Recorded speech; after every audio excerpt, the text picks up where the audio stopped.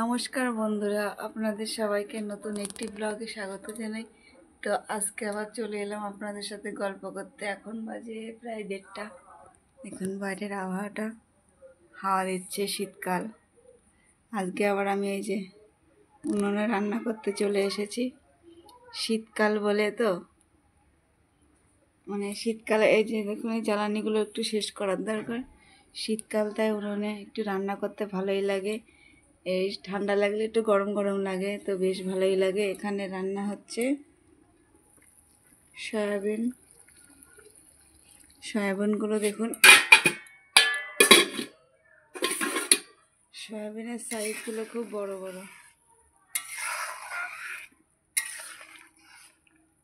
ওই আলুটা সেদ্ধ করে ফেলেছি, সয়াবিন রান্না হচ্ছে। আর এটা সেই কালকের তরকারি, খাওয়াই হয়নি, অল্প একটু খাওয়াছে। এটা আবার একটু জ্বালাতে হবে, ভাতটা এখনো হয়নি।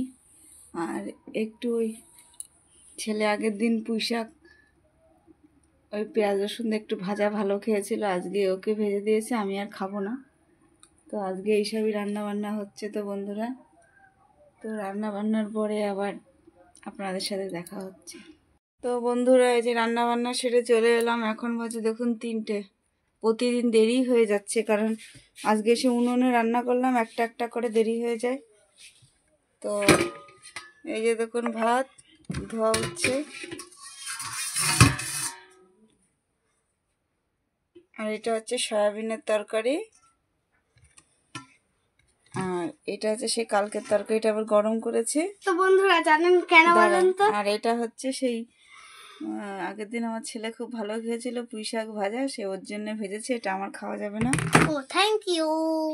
তো এই যে আমার ছেলে। তো বন্ধুরা বলেন তো কেন এত তরকারি রয়েছে কালকে? কালকে আমি তরকারিই খাইনি, শুধু ভাত আর আলু সেদ্ধ দিয়ে খেয়েছি। আলু সেদ্ধ না, ওই এমনি ডালটা দিয়ে আর ভাজাটা দিয়ে খেয়েছি। আমি তরকারি খাই না, রাতে দুধ ভাত খেয়েছি। দুধ ভাত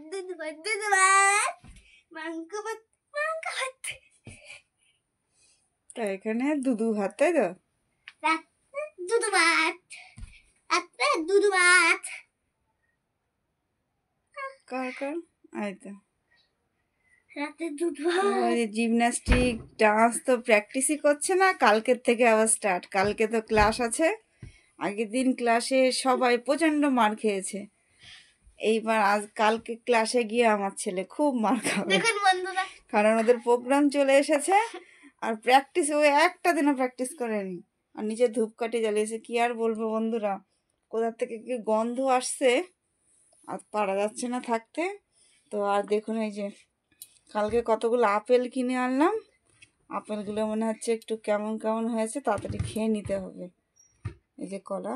তো বন্ধুরা, আপনাদের বিকালে একটা ব্লগে শেয়ার করব যে আমার একটা ছোট্ট ঠাকুর ঘর।